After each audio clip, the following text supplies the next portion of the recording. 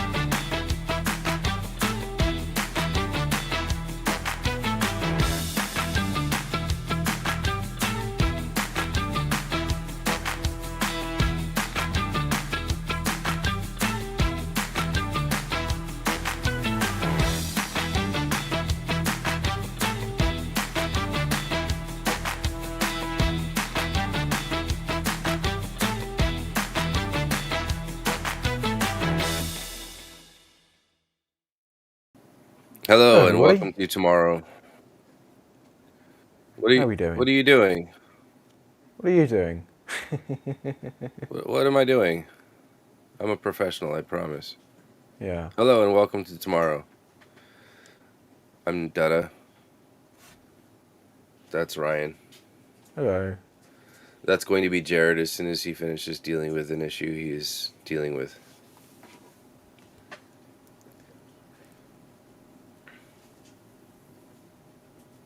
And we're glad you're here. There you go. Jared should be here in a moment, so it's going to be a bit of a slower start as we just, coast a little bit and wait for him to appear. But first of all, everyone in chat, how you doing? It's nice to see everybody. Hello, Aravale. As always, as we work through the show, if you have any questions, communicate with us. That's the whole point of the show. It's a live show. We want to talk with you and all of that jazz that you're certainly used to by now. If you are a regular viewer, if you aren't, welcome. Usually there's 4 of us. At the moment, there's 2 of us. We're operating at about half capacity right now. Yeah. Hank, we're happy to be here too. Thanks. Yeah, fingers crossed Jared does appear in a moment. That's pretty much all there is to say for the time being. If not, I can just, start reading press releases and try and keep people entertained that way. What excited you in space this week, Ryan? Well, it excited me today.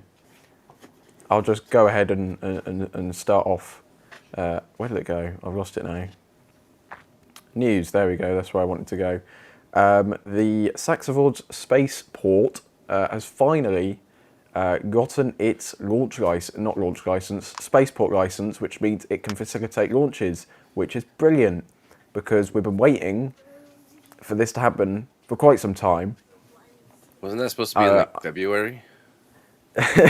Something like that. I'm sure Orbex and Skyrora have both last year, or both on their website, said they were going to be the first people to launch vertically from the UK in like Q2 or the first half of this year, and obviously, that didn't happen. So it's nice to see that SaxaVord Space Centre has actually gotten a spaceport license from the CAA. It's actually happening, although it's not quite obvious which launch vehicle is going to be the first one from there. Is it going to be Skyrora? Is it going to be Rocket Factory Augsburg? I'd like to hear your thoughts in the chat. So it's nice to see them to be licensed, but no one's actually ready to launch yet. So we're still, at least it appears that we are quite some distance from an actual launch happening. I don't know when it's going to happen, if it's going to happen. It's exciting nonetheless because it's one less thing that has to be checked off before launches can take place. There's High Impulse as well, Lockheed Martin and ABL Space Systems, who themselves are working to return to flight. There's many different companies whose names are attached to this project, and yet none of them seem to be ready to launch from here just yet. Allison's saying, I don't care who it is, just launch. I agree. I agree with that. We did that. We did that. You did that. And then everyone knows what happened afterwards. Hey, the launch was great. The launch was great. The first first stage was beautiful. My stuff worked. Your stuff worked. But yeah, I just want to see a vertical launch from Shetland. How hard can it be? Just do it already. Nokia did it in the 2000s, just launch vertically. It's perfectly fine. Let's get on with it. Ryan, you have no idea.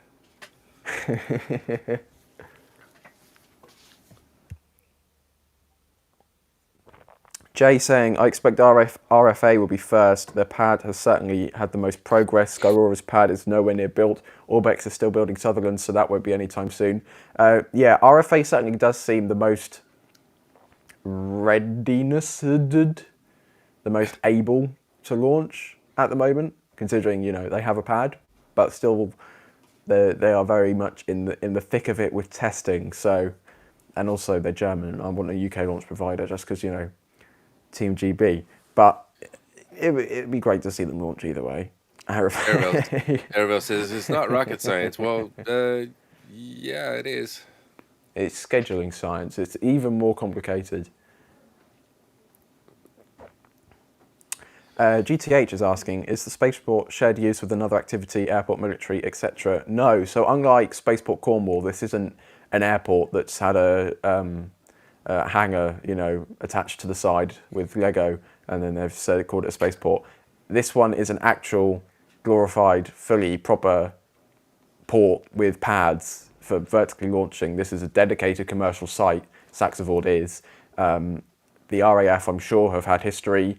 The RAF has had history throughout the entire country, over the last 100-odd years. So I'm sure there could possibly be some sort of military aspect which has existed in the vicinity of that area in the past. However, the SaxaVord Spaceport, as a spaceport, is just that. It's a dedicated commercial site for launching rockets. It's not like a military base. It's not a commercial airport. It's none of that. It is a dedicated commercial vertical spaceport. So, and it's the first of its type kind of in the UK, because Spaceport Cornwall is a commercially licensed spaceport, but its main operation is Newquay Airport.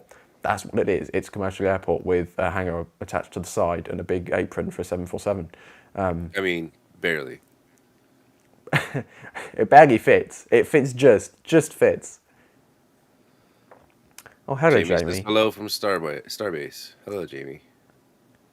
Oh, dude, Mom's here. Quick, clean up. We're still waiting for Jared, if you haven't noticed.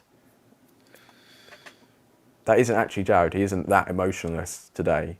We're waiting for him to get his technical difficulties sorted out. Yes, GTH, exactly. Saying, they're motivated to get customers. Yes, they are. The only way they can get funding is through the UK Space Agency. I imagine potentially the European Space Agency as well, and then through commercial partners. So that is the only source of income that they can get. I mean, government income is nice, but it's also nice to get commercial income as well. I'll have a flick through here to see if there is anything else of interest. Mainly the release that SaxaVord put out today is just full of quotes from organisational figures and government figures and secretaries and ministers and Secretary of States and things like that. So it's a lot of, as you may expect, it's a lot of just kind of saying the same thing over and over again, like this is really cool, we're going to become a big space player, blah, blah, blah, blah, blah. So, you know, John Erickson general asks, political spill.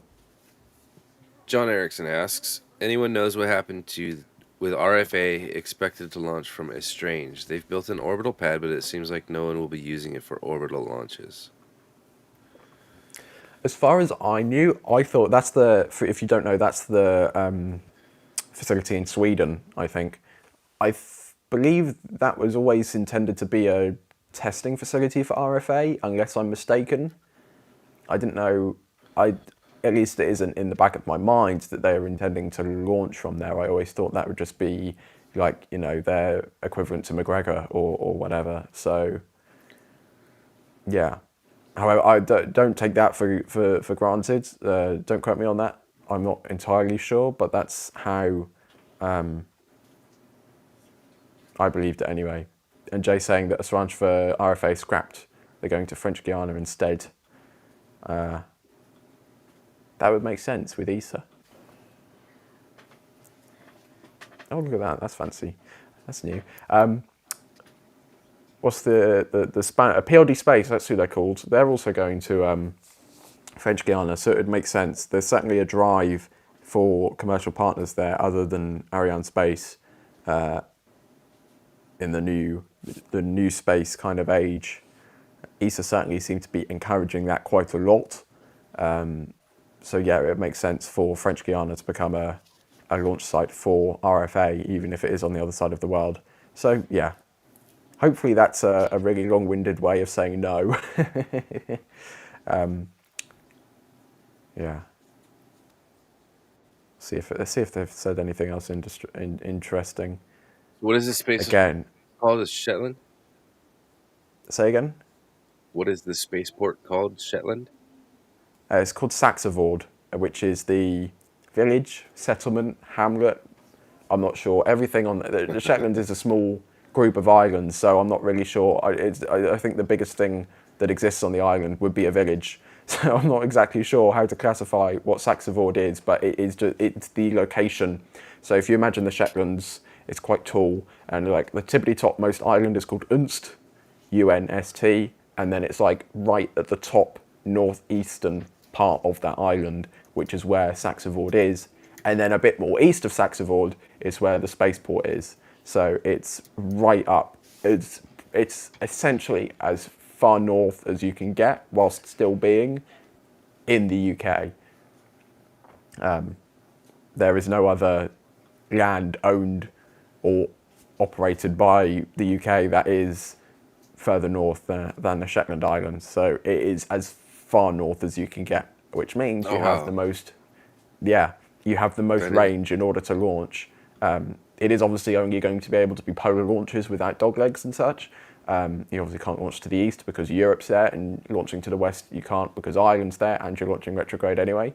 So it is just polar kind of and those northerly orbits that you can reach. However, by being that far up north, you have the most possibility because you have more leverage between Greenland, Iceland on one side, and then you have Svalbard and Norway on the other. So it gives you some nice routes by being that far north.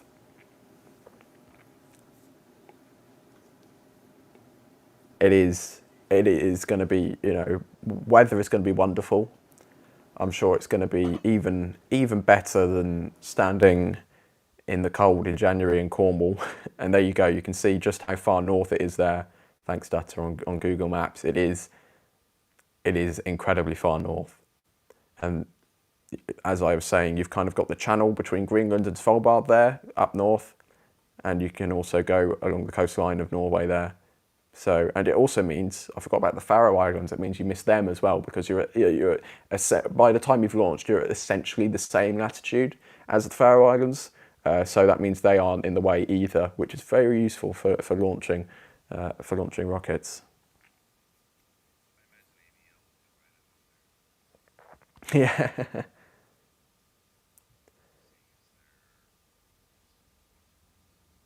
And it's essentially from Kodiak Island. I think you can get to a bigger range of orbits because you have the entire Pacific Ocean to launch over. But it's certainly going to be similar polar orbits that you can reach from both of these facilities. It's just from not Anchorage, from Kodiak, Alaska, you'll launch to the south, and from SaxaVord you'll be launching towards the north. But similar orbital inclinations by the time you get into orbit.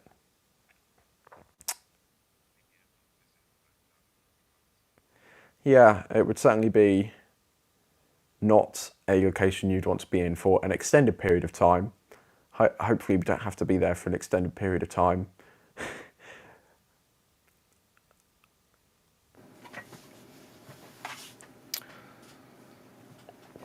That's cool. I'm not sure if that scene had your microphone in it, because people are saying that we lost you, even though I could hear you. Oh, yeah, it's probably Maybe true. that's what it was.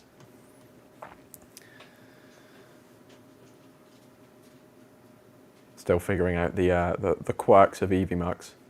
Jay, yeah, I would really like to be able to fly there, because then it'd be like 3 hours of flights instead of 14 hours of ferries. But either way, we'll get it done. They've got to get all their equipment there too.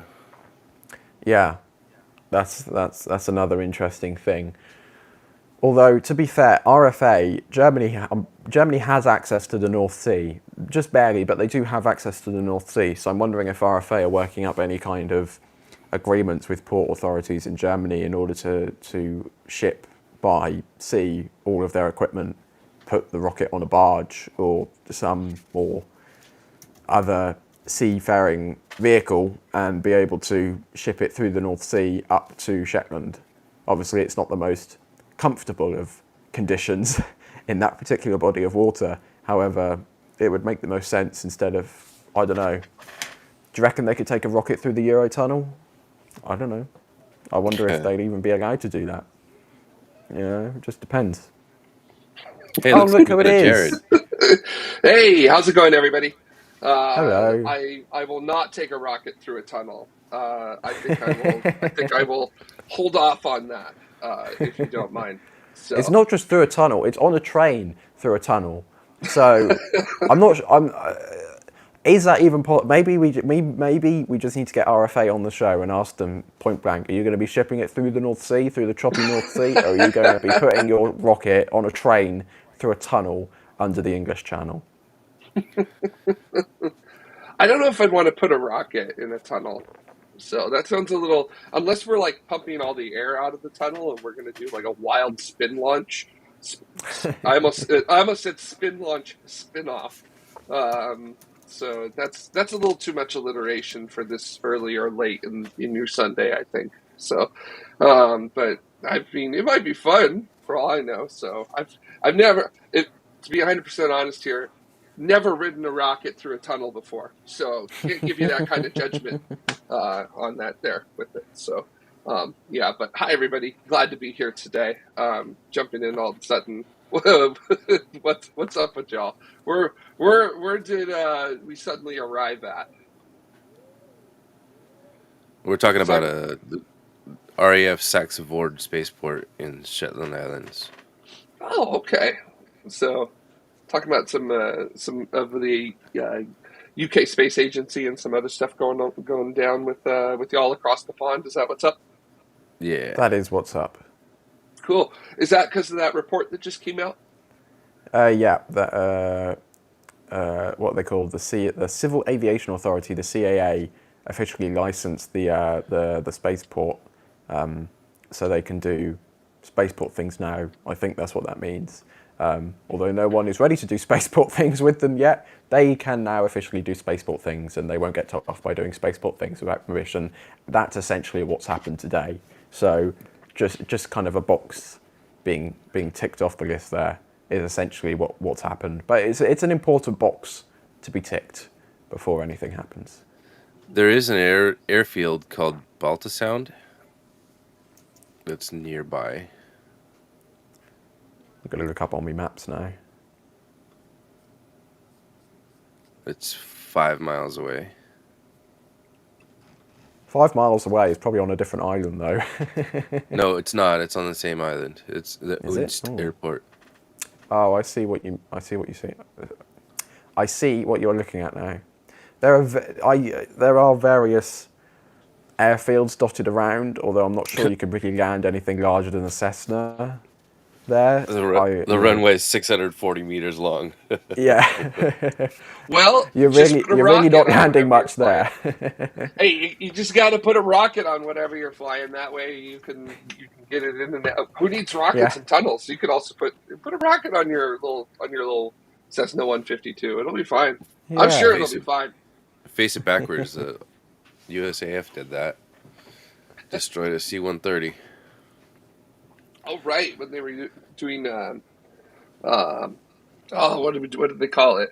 It wasn't JADOs. Yeah, it was.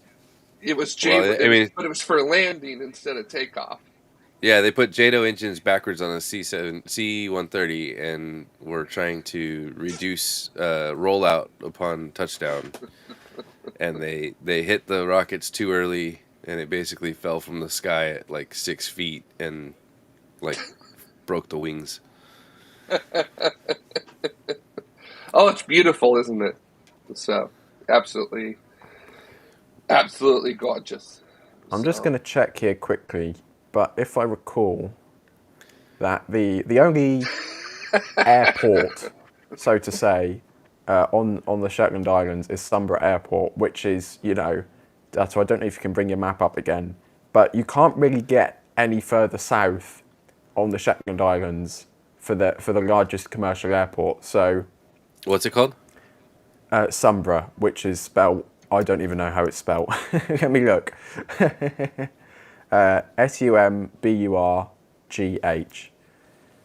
So it's kind of annoying that the closest commercial airport is on the literal wrong side of the Shetland Islands.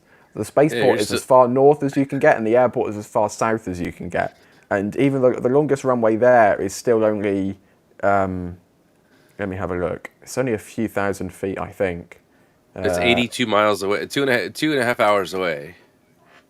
And you still got to take the longest runway ferries. Is 4,915 feet. So you still can't land any aircraft of a sizable size there. So,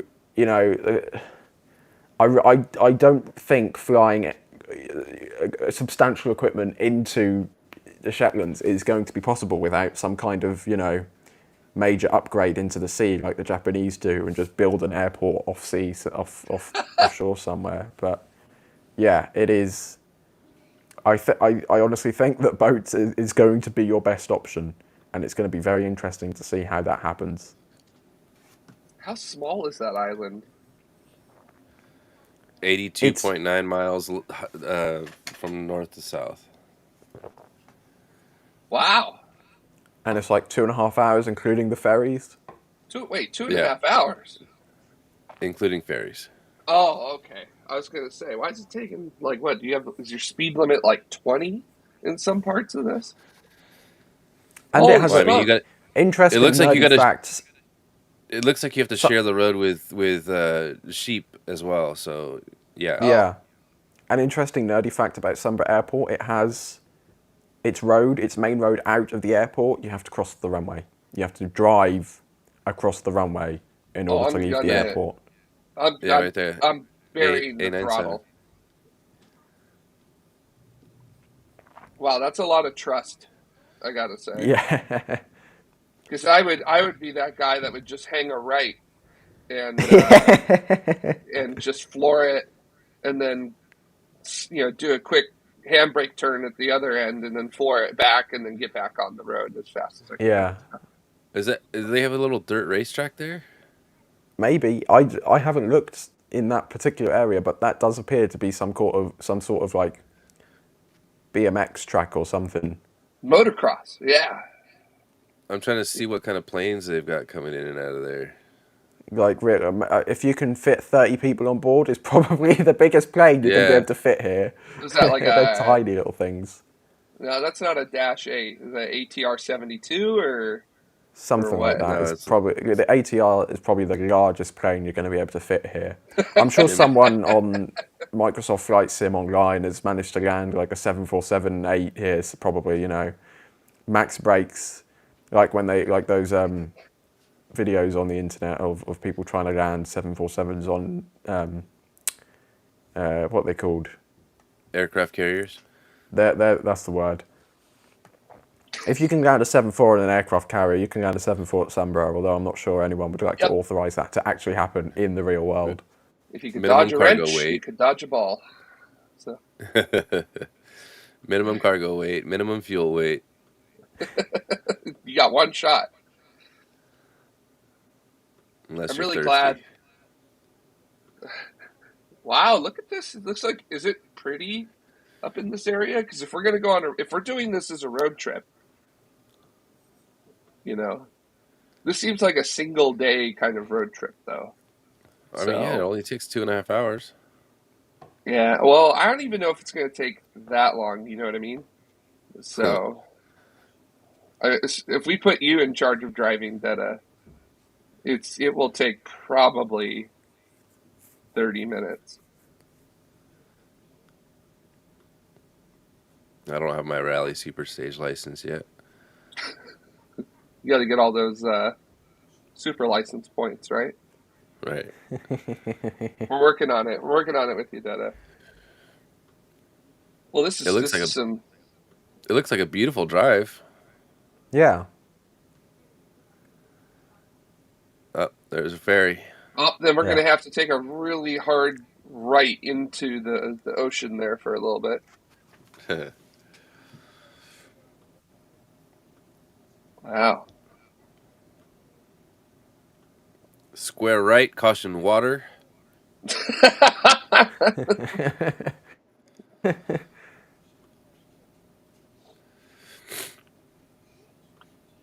So, Steven saying angry astronaut did that trip. He counted himself lucky as in the minority who didn't spend the whole ferry ride being sick.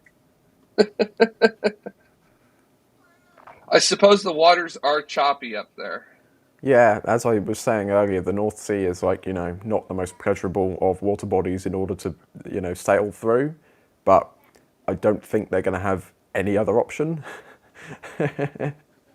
Oh, there you go. There's the spaceport. A whole lot of nothing.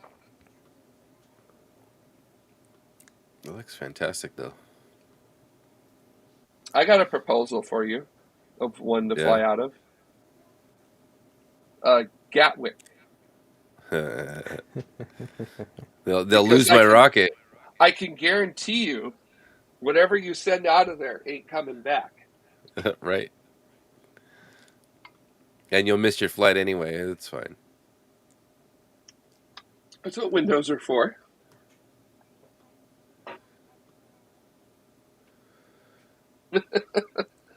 So it looks like that's almost, is that like an ex-RAF place up there? Or what is it exactly, Ryan?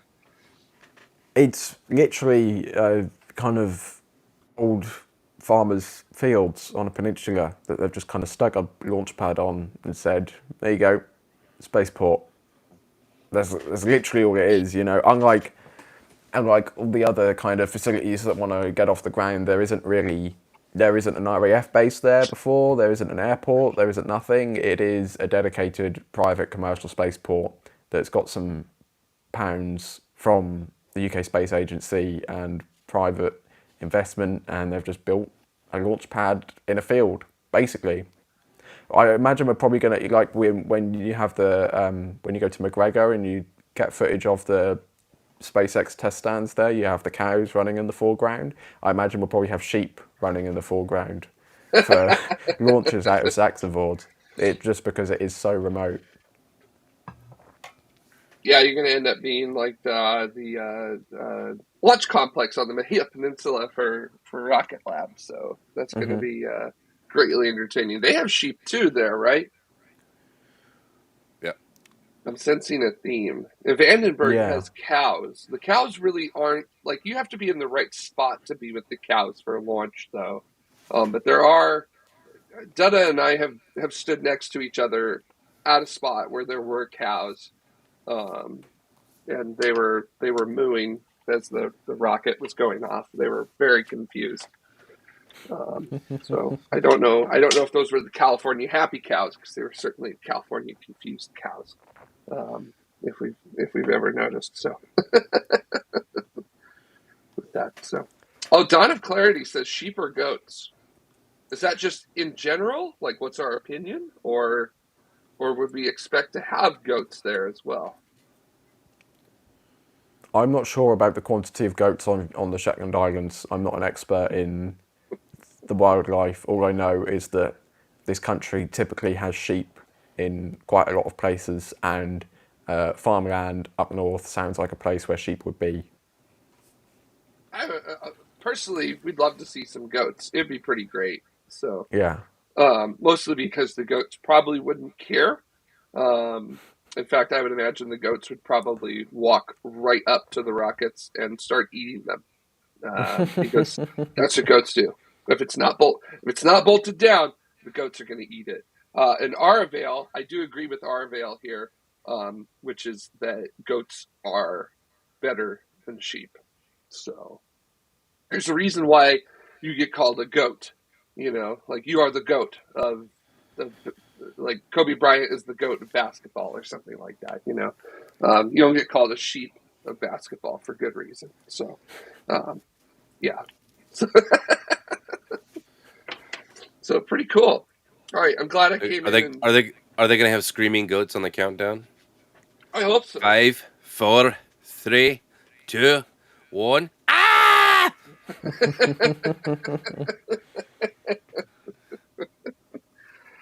So, well, I can tell you there'll be if there are goats there, they'll certainly have kids at every launch. That's for sure. Let's see what you did there. That's really funny. You're welcome. So now that We're making I'm we're making friends today. yes, now that coming in, um, Aravale, that's a tough one right there. I don't know if we've talked about that yet, but if we thought losing the Vega tanks was bad, wait until the RFA's tanks are eaten by goats. Ouch. Maybe that is Yeah. how the Vega tanks were lost. We don't know. They just disappeared into the vast nothingness of space. Yeah, did we talk about that on the episode yet today? No, not yet. If you want to Yeah, talk that about might how be. Vega's tanks have vanished.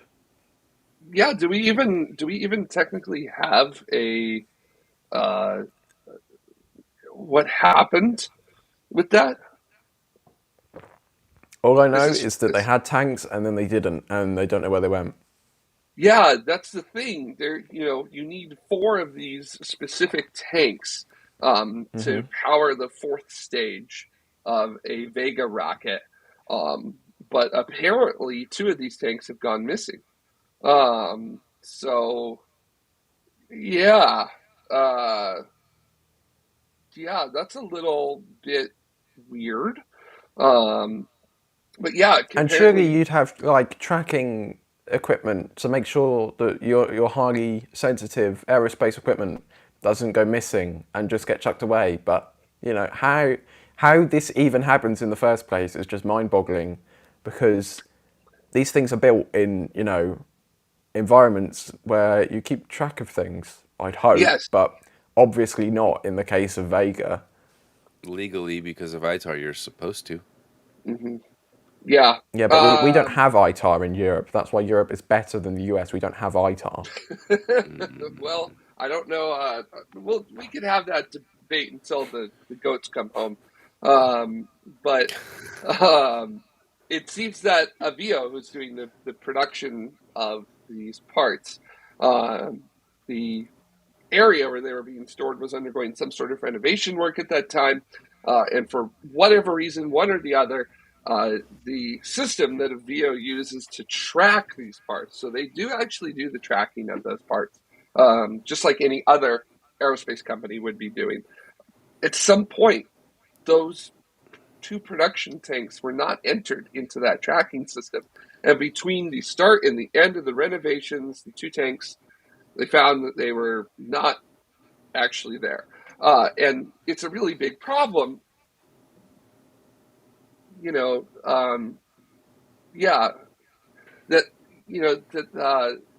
the two tanks ended up being found. So the big problem wasn't that the two tanks were found; it's that the state the tanks were in when they were found, which is that they were basically smashed. They literally had found them right next to metal scraps in a local landfill. So not great. It also is not good because there's no way to get new tanks for this mission because all the production lines for the Vega rocket are either shut down or in the process of shutdown. There's not a lot of options that are occurring at the moment. So a VO is looking to try to figure out if they can find something. There's some qualification tanks that they have laying around that they could possibly use, but those tanks have been sitting around for over a decade, so nobody really knows if they're going to be capable of doing that. They may modify the upper stage as well. They may take some of the Vega C parts and attach it to a Vega upper stage, which is, that's a complete unknown. So, holy smokes, that would essentially turn the last Vega flight into a test flight with a paying customer on it. So, Bennett's got a good point. Logistics and scheduling are hilariously hard. Yes. And it baffles me at every company I've ever been at how difficult it is to move equipment and track it and know where everything is with confidence. Every single company I've ever been at. It's silly. Yeah, it is. It is amazing. Even the places that we work at, it's just makes no sense. And I like Keith's idea. They're clearly sitting in a Walmart warehouse somewhere, or an Amazon warehouse to get it ready for use on Kuiper with that. So, but yeah, don't know much about what's going on with that. So other than the tanks were scrapped, found at a landfill, nobody knew where they were. Then they were found. Now they can't be used. And now, what do we do? Because I suppose at this point, Europe does not have a usable rocket. So, yeah, that's not good. Who would have thought about something like this 10 years ago, even occurring? I definitely would not have thought about that. Absolutely wild that this ended up actually happening. So, well, Arvale saying, I bet the Kuiper satellites are extremely well tracked and cataloged. Yes, I figure here in the United States, we tend to have, we got laws and things that make you track stuff like that. I'm not sure how the regulation and other things works in Europe, but it is of the utmost here in the United States that anything you could weaponize is figured out with that. And Stephen Lewis, Dada, I think you could, GTH 042 saying, I'd love to see the conversation between who done it and who found it. That would have been a good one. And then Stephen Lewis, I think, has a good comment here that you could speak to, Dada. How hard is it to make a tank? It's Jeremy Clarkson on the episode of Top Gear. How hard could it be? Is it a composite tank or metal tank? What one's easier?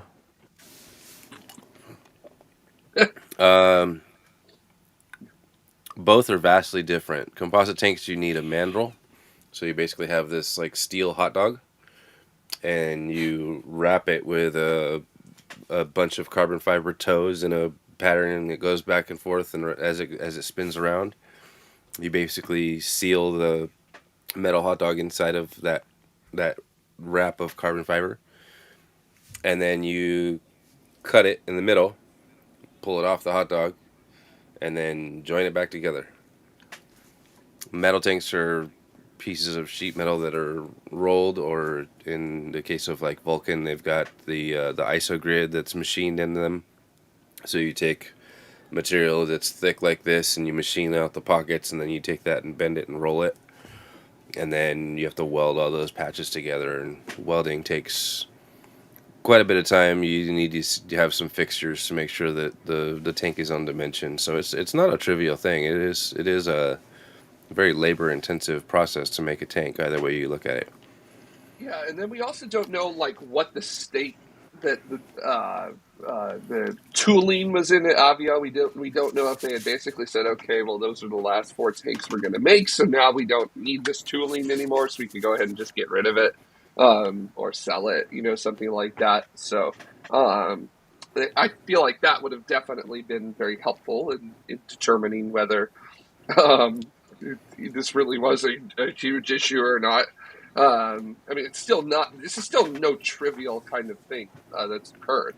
And Stephen Lewis, no 3D printers. I don't believe Avia was using additive manufacturing for that. And for tankage, it's a little bit.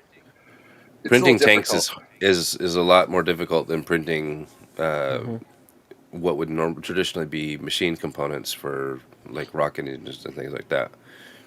There's a lot of issues with porosity, especially when you get to thin walls. And you're basically trying to lay down a solid bead of weld that is a continuous spiral from the opening of the bottom of the tank as you get bigger and bigger all the way up. And to do that with a consistent height and thickness and no gaps and no porosity and no default or defects in the welding is very, very, very difficult. Just ask relativity.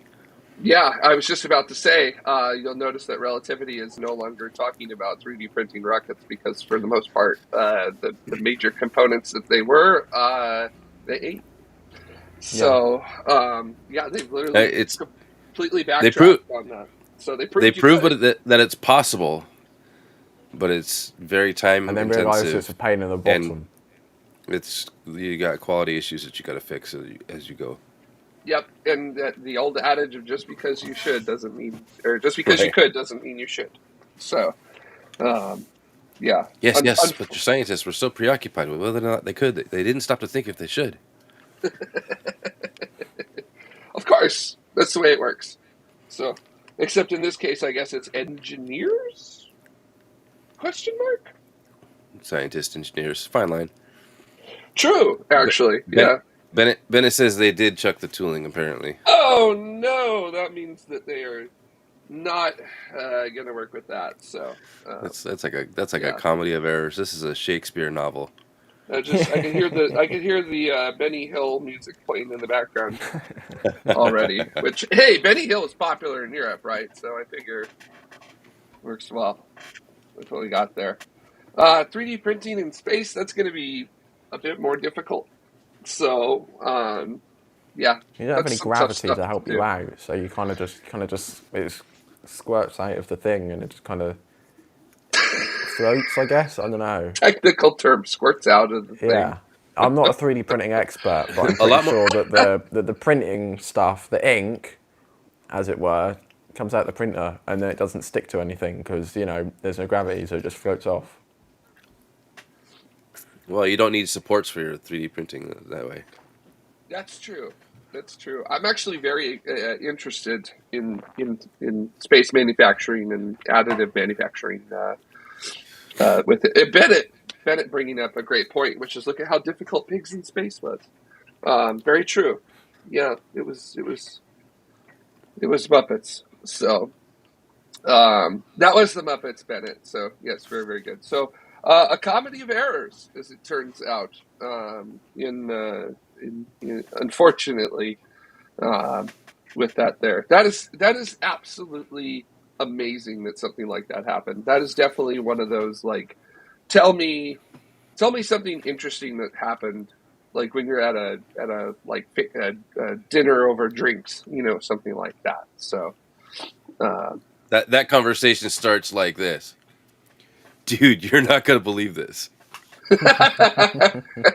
yeah, man, do I still feel really bad with them. And then also too, I feel I don't just feel bad for Aveo as well. I also feel bad for the payload. The operators are supposed to go on it. This is supposed to be one of the new Sentinel satellites, Sentinel 2C, which does Earth observation and does things like data gathering for emergency purposes and other stuff. I know I've actually used Sentinel data in order to plan mountain climbing trips, looking for snow and things like that along our routes. So yeah, that's a significant hindrance to whatever field may be using that satellite. So absolute bummer. GTH 042, do we know how well insured they are? Inside job or total loss? Great question. Yeah, I don't know. That's a good question.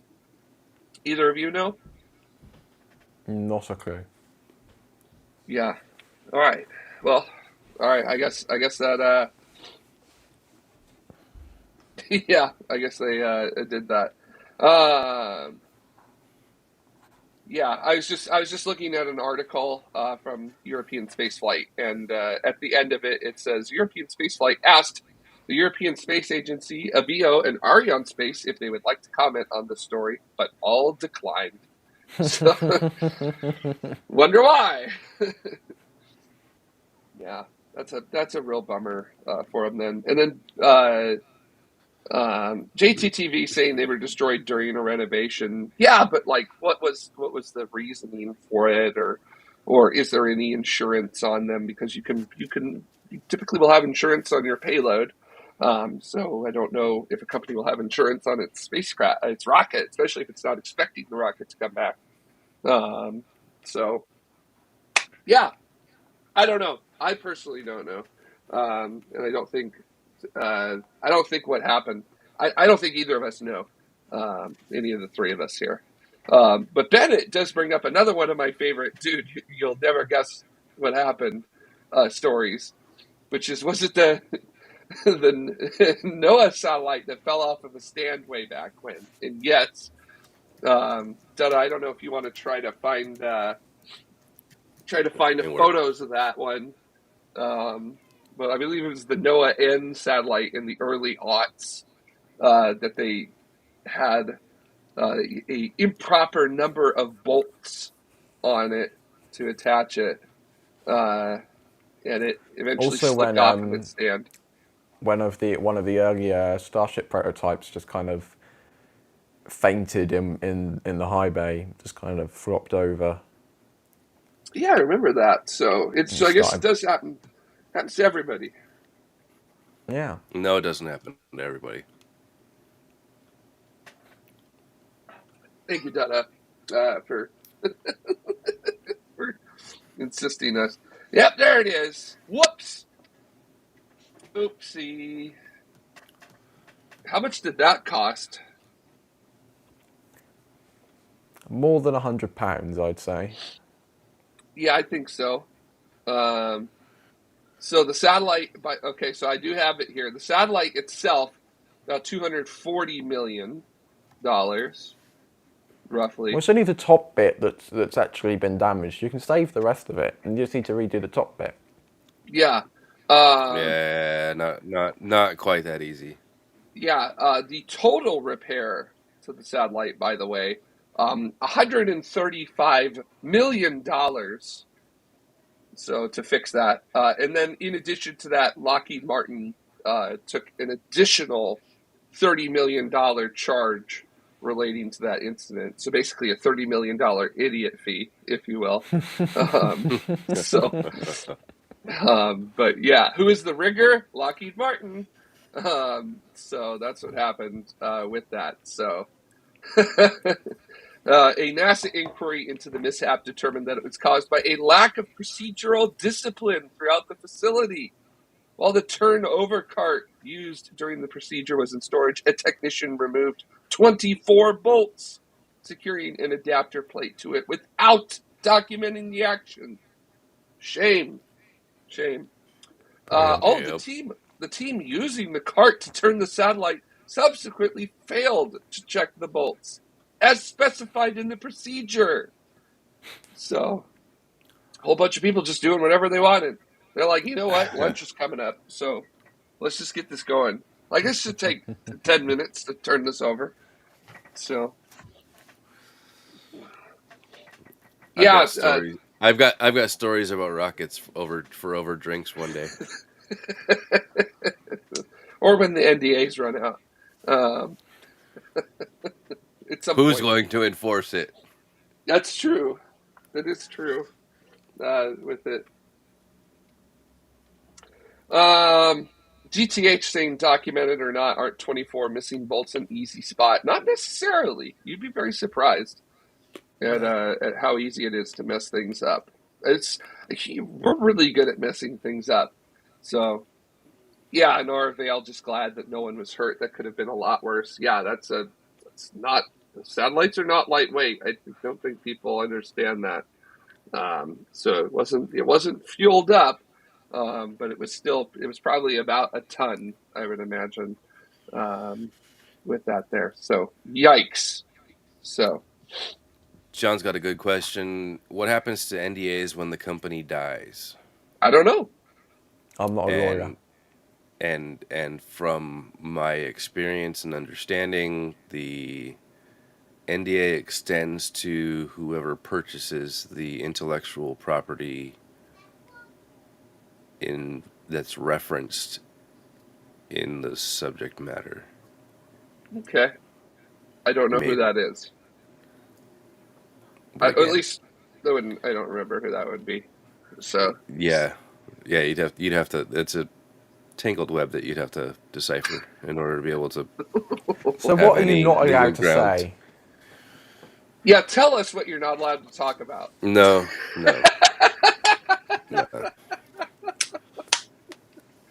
See, that's the kind of thing I would try to do to my dad with his stuff he did at Northrop Grumman on the V2 and his I'll tell you or you'll find out in 30 to 40 years. I am an honest person of integrity, and I am still looking for a job. So no. Yes, that is an important qualifier if we're going to be honest here. Yeah, Aerospike's like, who owns your tongue, Detta? So with that, it's up for sale. So. That's true. I feel like, I don't know if anybody's ever seen it. There's a really great screenshot of somebody from their Patreon who had a Patreon level of $8,000 a month, and it said, "Buy my silence." And I quite like that, and I would maybe want to throw that in if I were ever to start something like that. So, be pretty funny. So, but y'all want to hear about some other problems that have happened? Because I got two more. Let's keep everything positive, shall we? Yeah, well, actually, one of these is really positive, so I won't start with that one. But I will say that if there is a group that can work with it, to make it happen, we're definitely with the right type of people here. So Voyager 1, good friend of ours here at the show. Voyager. Yeah, Voyager. Way out there, 24 billion kilometers away from us. Unfortunately, its flight data system has an error with it, and JPL is currently working with NASA to help resolve that. So essentially, it can send and receive commands, but it cannot return engineering or telemetry or scientific data. So basically, Voyager 1 can say, like, hey, I'm here. Here's my status, and I'm here. So that's all it's really doing at the moment. But JPL, they've got the right people working on it right now. It's just really difficult because it takes a very long time to figure out whether these solutions actually work or not. Um, a lot of the documentation on Voyager 1 is near, it's over 40 years old, 45, over 45 years old actually at this point. So most of that documentation was made not for the problems that Voyager 1 is having right now, because it was not really expected to last this long. So, yeah, that's pretty good. So they've got to figure out new commands to run on this computer. So basically, you're developing commands for a computer that's almost 50 years old, that these commands didn't exist at that time. So you're literally going to be running the commands for the first time on one of these computers, and you're doing it, and the computer is 24 billion kilometers away, so hopefully you get it right the first time. Which, by the way, when you send the command to Voyager 1, it's going to take 22 and a half hours to get there, and then for you to receive confirmation that the command has been received, it'll take another 22 and a half hours to get back, so it's a roughly 45-hour round trip. So basically, send a command, and then you find out in about 2 days whether the command worked or not, and that's how you're going to troubleshoot your computer there. So I can't even imagine working with somebody to fix my computer and being like, oh, okay, what do I do next? And then I wait 2 days to hear from them as to what to do, and then I do the thing, and then I say, okay, what's next? And then we wait 2 more days. It's like using SolidWorks. Yes, actually, very good explanation there, Tada. Yeah, noted, and strong agreement with you there. That's for sure. So good one, Dada. Let's get points to Dada for that today. Very good. And then also we had the Hubble. Did JPL get an answer that started with Daisy? Thankfully, no. It's Voyager's not that smart, so if we did, there would be a very big problem.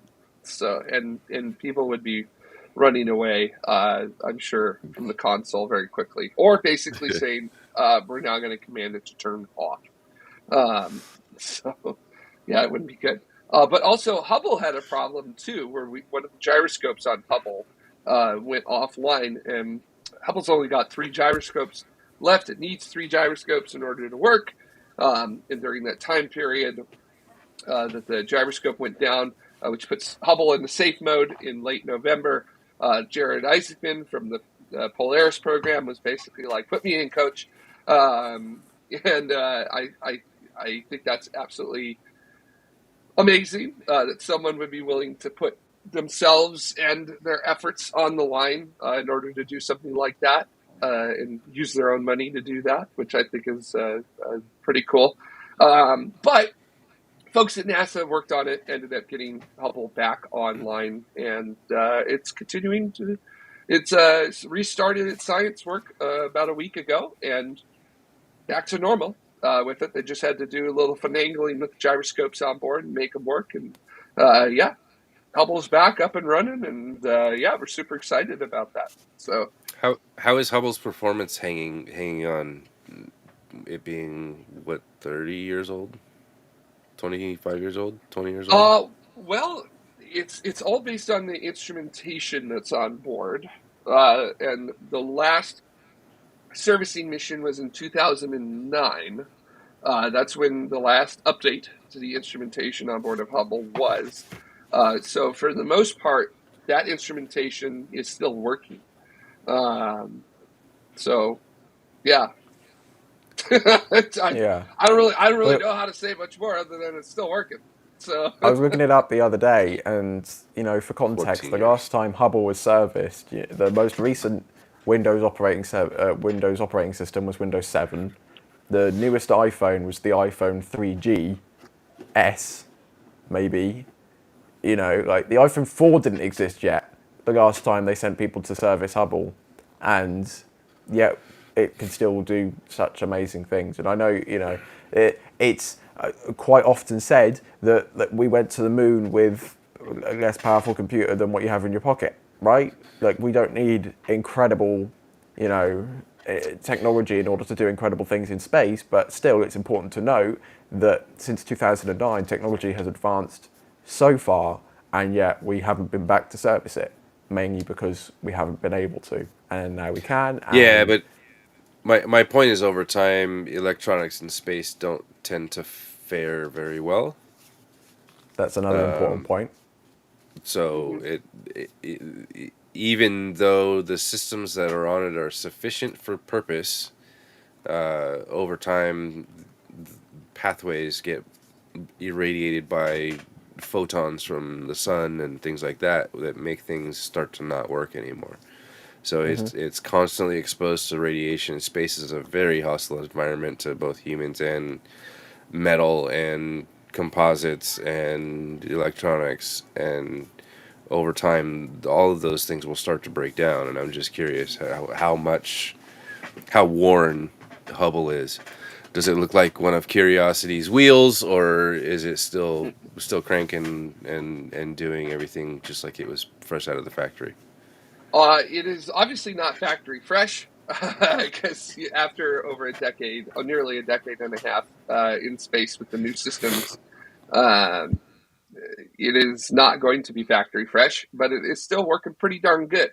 Well enough that we can use it to perform co-observations with JW and still get excellent performance out of it, so that we can have that very fine detail between it and JW to then compare with. So JW is not an instrument that you can take lightly, I guess is how I would describe it at this point. And then also there's some wiggle room built into it, right? It's just like with JW. You know, I saw a couple of weeks ago somebody posted imagery about the micrometeoroid impacts on the mirrors of JW, and that they were like, "Oh my God, look at all of this! It's, this, what a terrible design! I can't believe that this is so bad. The telescope's not going to be able to handle this." Well, I'll let you in on a little secret here. They kind of anticipated that, and they built the telescope to be able to work even under the worst possible micrometeoroid impact conditions that you can imagine, which are an order of magnitude worse than what JW has gone through. So, yeah, there are people who think about these things, and these people tend to be very good at what they're doing as well. And I'm excited to see if Jared Isaacman really does follow through on his idea of going up to service Hubble, because I would love to hear about the potentiality of pulling out some of those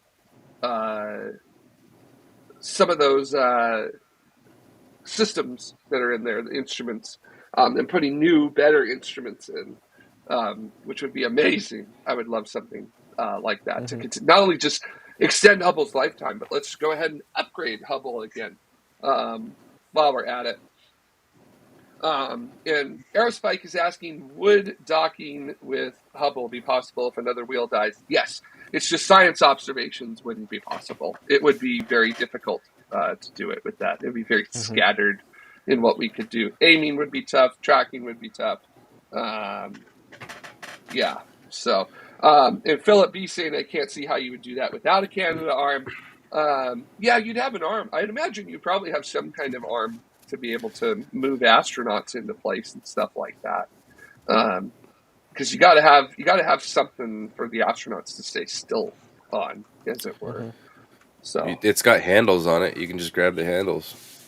Yeah, there's that as well. The doors in that area where you open up to replace the instruments are at works pretty well with that. So the only place I know there's not handles is near the top of Hubble, near the the aperture of the opening of it, and I know that because Story Musgrave told me that once. He said when they took me up in the arm up to the top, there was nothing to hold on to, so I just held on to myself. I was like, "Wow, okay, you're a bit crazy there."